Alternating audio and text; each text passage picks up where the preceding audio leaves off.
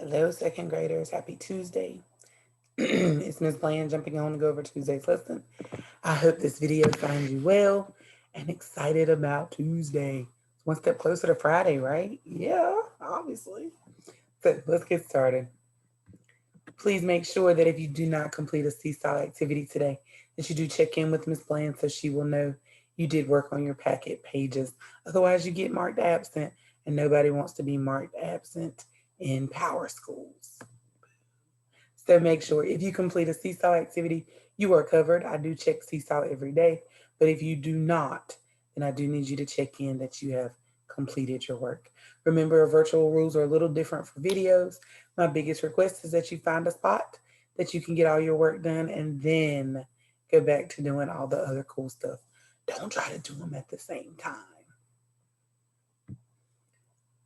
Let's talk about fluency. We know that fluency is our accuracy, our rate, our expression, and our punctuation. What's accuracy? The words we read correctly. What's the rate? How fast or slow we read them. Expression.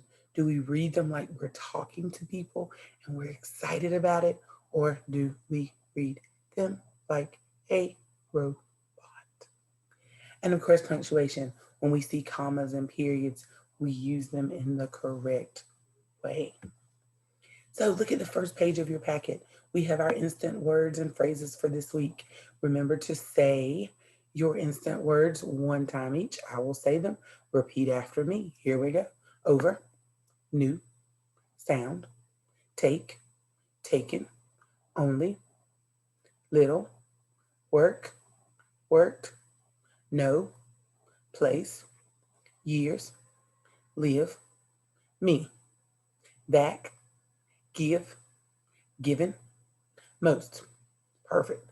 At the bottom, you have your phrases. Ms. Bland, I think, picked 6 of your phrases that you will read from me on Friday in Seesaw, but I need you to practice all of them. So pause here to review all of your phrases. I do encourage you to say them out loud and not just in your head. Pause here to complete. Great, welcome back. Now, your daily practice, your story. Remember, this is the story you will read to Miss Bland on Friday in Seesaw. Go ahead and practice reading it so that you'll be ready for Friday's record. We will also answer the questions on Friday. The next page in your packet is your word ladder. I want you to pause here and I want you to try to fill in the blanks on your word ladder. When you think you have them, come back and we're going to share our answers. Pause here. Great. Welcome back. This means you have filled in your ladder. Let's see how you did. All right, it says a small amount. Did you put bit? I have a little bit. Then we changed that first letter and made a batter does this to a baseball. Hit. And then we moved up our ladder again and it says that you wear this on your head and we're going to change the vowel and the word hit became the word hat. It did. I hope that's what you got. And then we took the word hat and we wanted to know the opposite of thin. We were going to change the first letter. So hat became fat. And then what do you do with food? We eat. So I hope you had great success with your ladder. Now, look beside it. Beside it, we have some sentences. And our sentences deal with those 5 words we met yesterday. All of them talk about throwing something. Fling, throw, hurl, toss, and pitch. Ms. Blaine is going to read you the 5 sentences. I want you to choose one of those words to go inside of your sentence. And then I'm going to turn the page and we're going to see if your answers match mine. Are you ready? You sure you're ready? All right, let's look at those definitions one more time to be sure. Remember, to toss something is to throw, but not hard. To throw something is to put it into the air. To fling it is to throw something around and often wildly. To pitch is to throw, usually hard or aim for something. And to hurl something is to throw it with great force. So here we go. Number 1. In soccer, only the goalkeeper in his or her area can blank the ball on the field of play? Choose your answer.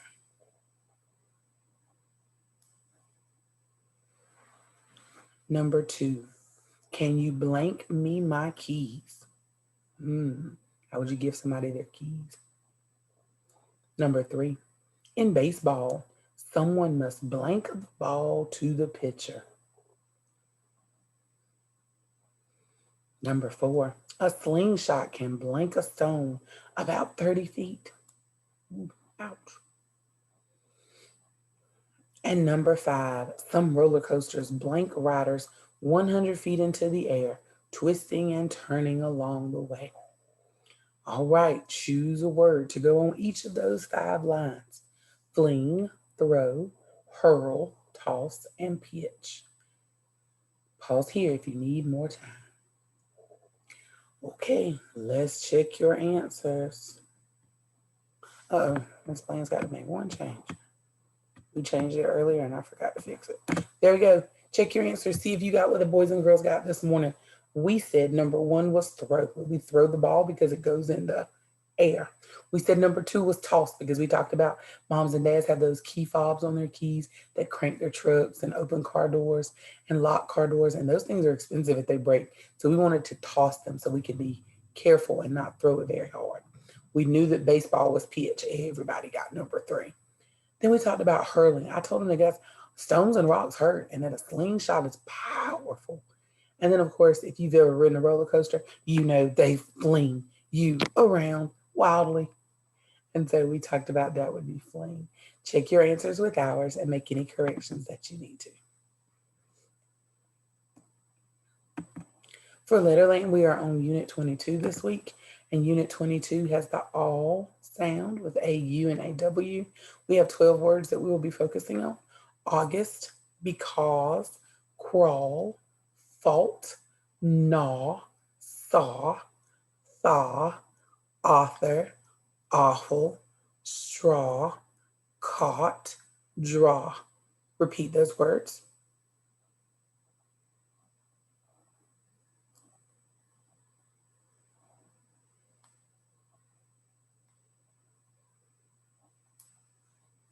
Very good. You will see those words on Friday. Practice them daily for great understanding. Vocabulary words for this week for Unit 4, Week 3 are the same words that you guys had last week. So hopefully you will remember them and be able to complete them easily. As we see them, we know their definitions. We have worked greatly with those words. And we've also worked greatly with realistic fiction, those stories that are made up, but they could be real. And our realistic fiction story this week, we have an essential question of how are kids around the world different? We met 2 primos or cousins, Carlito and Charlie, and they're writing letters to each other about their similarities and differences. So what you need to find in your packet is the page that looks like this. We are going to go through the story, and at the end of the pages, when you hear of places that you need to write down, you need to pause your video and write them down. Ms. Bland's going to get you started. For instance, they're going to say that Carlitos lives on a farm in Mexico and that Charlie lived in the city in the United States. I'm just getting you started so you won't have to listen so hard on the first few pages. Then, as we get to transportation, sports, favorite foods, games, summer fun, weekends, and traditions, use what you hear inside of the story to be able to answer the questions. This is going to be super helpful because after we complete this one, you can use it to help you answer your comprehension questions. Are you ready? Remember, the benefit of a video is you guys can pause as you need to copy down the answers that fit our story. Make sure you have your paper.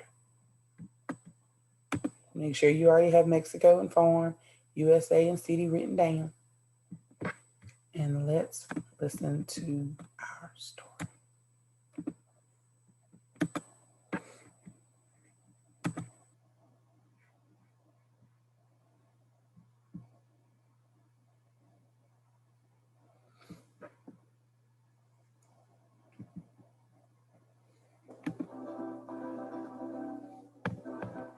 Today's Aretha Live is titled Dear Primo, a letter to my cousin by Duncan Tomantillo.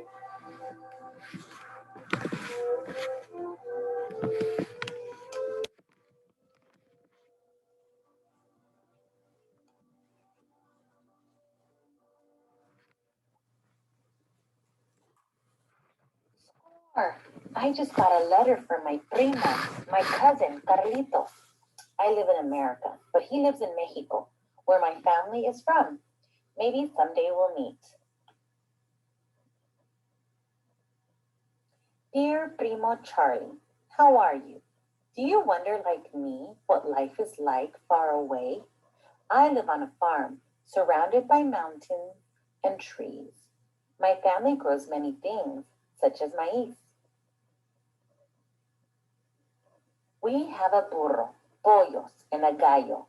Every morning the gallo crows and crows.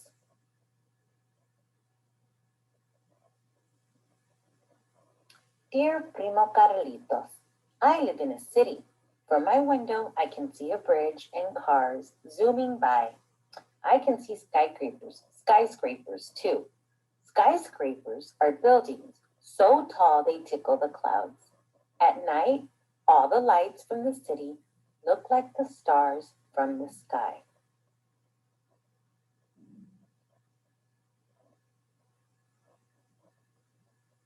Every morning, I ride my bicicleta to school. I ride it past the perros and past the nopal. I ride the subway to school. The subway is like a long metal snake, and it travels through tunnels underground.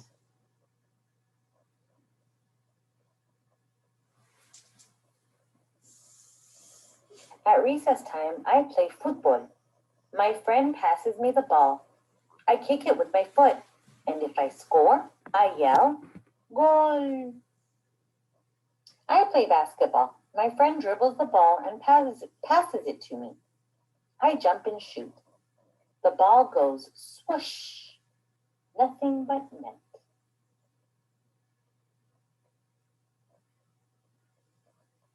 When I come home from school, I help my mom cook. My favorite meal is quesadillas. I make them with cheese and tortillas. In America, we have lots of different foods. My favorite is pizza. I like getting a slice on my way home from school.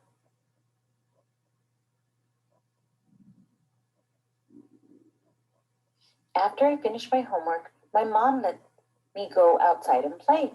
In Mexico, we have many games like trompos and canicas. My favorite game is papalotes. My friends and I run and run, and with a little wind, we fly the papalote high up.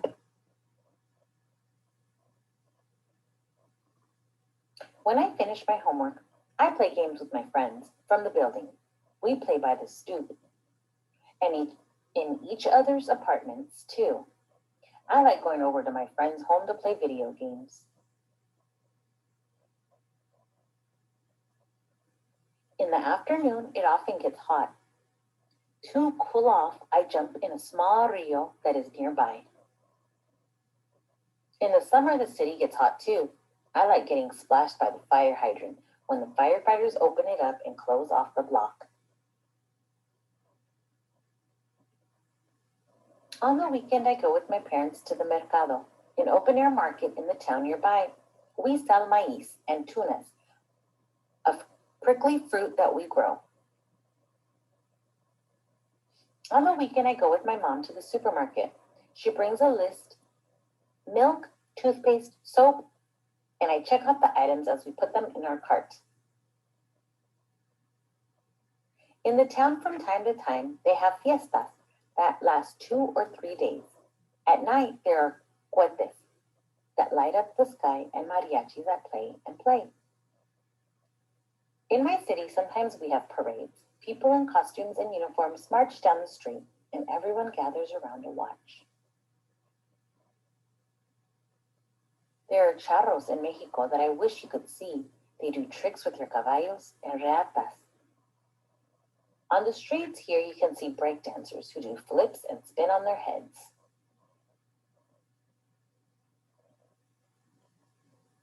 In Mexico, we have so many traditions, such as the Dia de los Muertos, the Day of the Dead. My favorite tradition is attending the December parties called posadas. At the end of each posada, there is a piñata filled with fruit. When someone breaks it, we all get to jump in. In America, we have traditions too, such as Thanksgiving, when we eat turkey, and Halloween, when we dress up and go trick-or-treating. But I have to stop writing now. My mom just told me I have to brush my teeth and go to bed.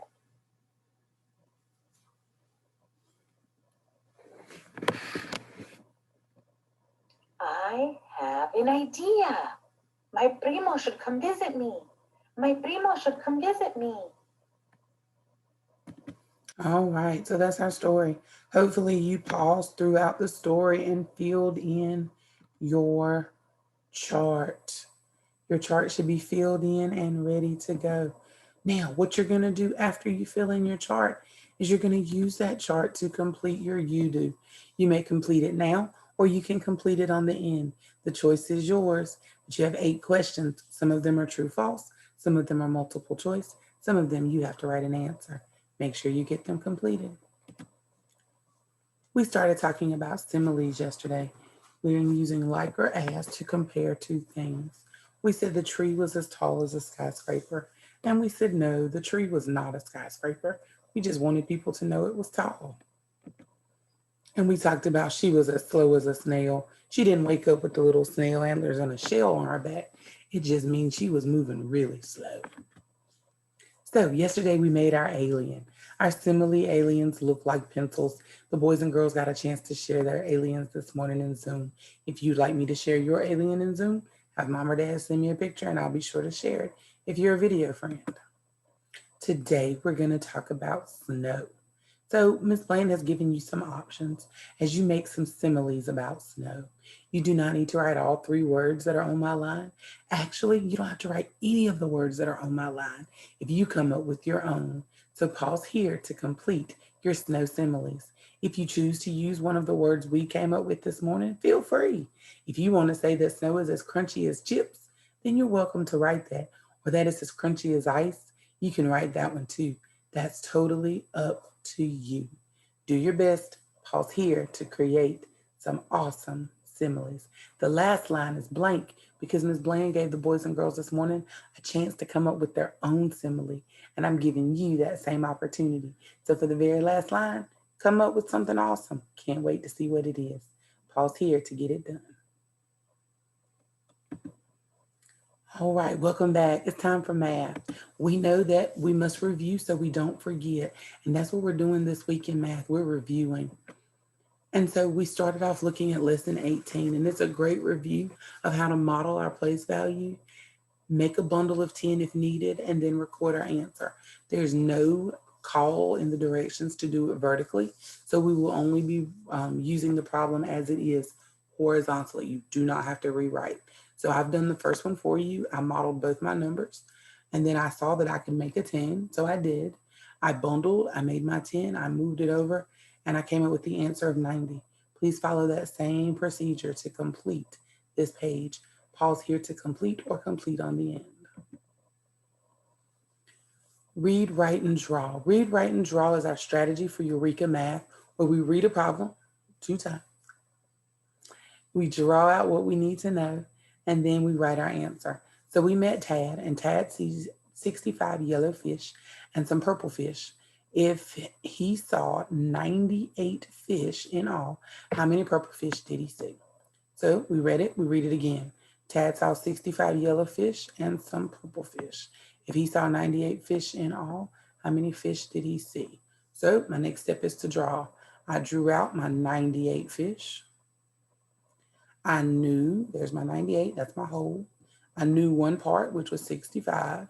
So I'm going to mark out the 65 I know. 1, 2, 3, 4, 5, 6, 7, 8, 9. Oh, excuse me. 1, 2, 3, 4, 5, 6, 65. What I was left with was my other missing part, which was 33. Then I wrote my equation. 98 was what I had. And I took away 65 and I found out it was 33. To check my answer, I add those 2 numbers. 65 plus 33 gave me 98. Same fact, family. We did a great job. Now, for the 4 problems you have to do, Ms. Bland just needs to see your thinking. So, for instance, you can just give me your equation and your math work. You can give me the model where you draw it out and make the bundle of 10. The choice is yours. I just need to see what was going through your mind when you got your answers. So make sure that's clear to me. You can't just put a giant number 12 in the box. That won't get you full credit. All right, today's social studies and writing assignment is about Mr. Crumb.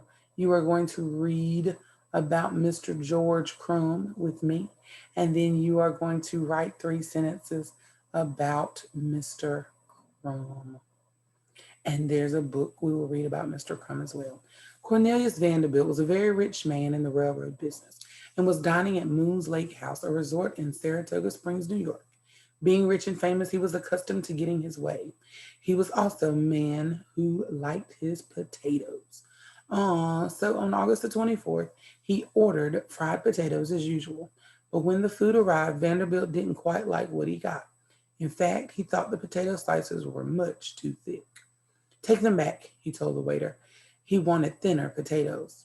The chef on this particular resort at this particular time was an African-American man by the name of George Crumb. Now, Crumb liked his cooking, and he liked the way he prepared his potatoes. Like any good chef, he knew a good thing when he saw it, especially when he was prepared it well. Not one to satisfy just any whim, Crumb took the waiter's instructions and then stood them on their head. If Mr. Vanderbilt wants thinner potatoes, Crumb is sure to have said, then I'll give him thinner potatoes. What Vanderbilt got that night was potato slices so thin that they were practically see-through. They were fried in hot oil and served dripping on a hot plate. In the kitchen, Crumb was no doubt pleased with himself for teaching Mr. Vanderbilt a thing or two. Vanderbilt was pleased himself. He loved those potatoes. He loved the texture of the taste. Crumb had lightly sprinkled them with salt. He loved the crunch. The paper-thin potatoes, fried in hot oil, created something crispy and crunchy. Vanderbilt wanted more. Crumb was astounded. So was the waiter, who was soon taking orders for the Saratoga chips. The idea spread across the country, and soon thousands of Americans were eating crispy, crunchy, paper-thin potato chips. So Mr. George Crumb invented the potato chip. And I will post a book called Mr. Crumb's Potato Predicament on the website in case you want to read more. Now, this is a fiction. This is a realistic fiction. It gives us a new person to meet. It's a cool book. So take time to read that. We may have time on the end of this video. And if I do, I'll put it at the end of the video. Let me go ahead and cover these last 2 things. In your weekly reader, your social studies weekly, turn into page 2. This Friday, there are 4 presidents listed on page 2. This Friday, you will be responsible for matching that president's picture with their name, something about them, and their presidential order number. So, looking at the first 2, we have Thomas Jefferson and James Madison. So today we underlined and circled some things you need to remember. Thomas Jefferson, block his name off, was born in Virginia. He was the 3rd president of our country. Underline, 3rd president. He wrote the Declaration of Independence. The Declaration of Independence said that America was a free country. Thomas Jefferson died on the 4th of July, 50 years after he wrote the Declaration of Independence. Block his name so that you will know to match his face. He was the 3rd president, and he wrote the Declaration of Independence. The other president that you see at the top of page 2 is James Madison. Block his name. Was another president born in Virginia. He was known as the father of the Constitution because many of the ideas in the Constitution came from him. The Constitution is the law of the United States. James Madison believed that citizens have both rights and responsibilities. All right, you need to box James Madison. You need to underline that he is the father of the Constitution. And out to the sides, you need to write down that he's our 4th president. Pause here to make those notes.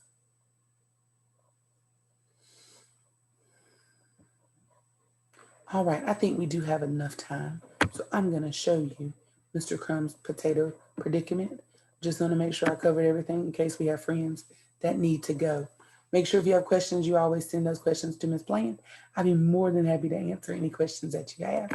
Remember that you're going to complete your packet pages.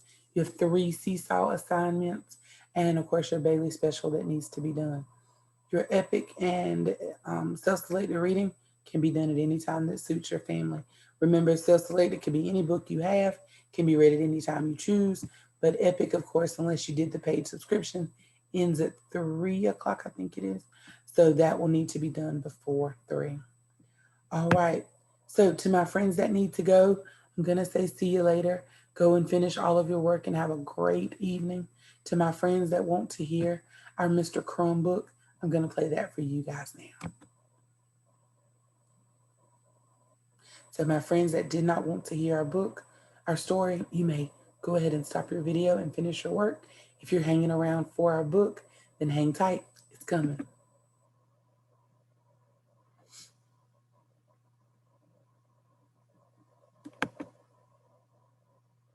And now, Mr. Crumb's Potato Predicament, written by Anne Renault, illustrated by Felicity Sala. George Crumb loved to cook. He fricasseed and flambéed, boiled and braised, poached and pureed. He made sorbets, soufflés, stews and succotashes, ragouts and goulashes. George loved cooking so much his house ballooned with food.